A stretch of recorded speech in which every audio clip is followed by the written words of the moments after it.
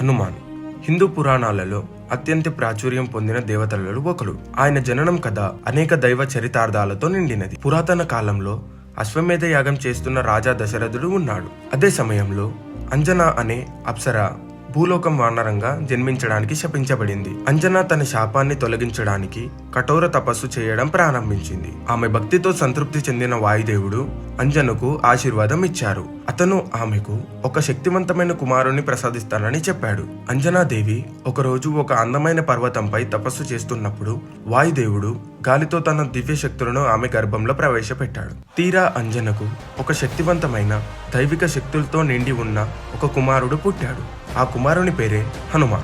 హనుమాన్ చిన్నప్పటి నుండే అద్భుతమైన శక్తులు సామర్థ్యాలు కలిగి ఉండేవాడు. సూర్యుడిని పండు అనుకొని తినడానికి ప్రయత్నించడం వంటి అనేక సంఘటనలు అతని శక్తిని ధైర్యాన్ని చూపించాయి. హనుమంతుడు రామాయణంలో ప్రధాన పాత్ర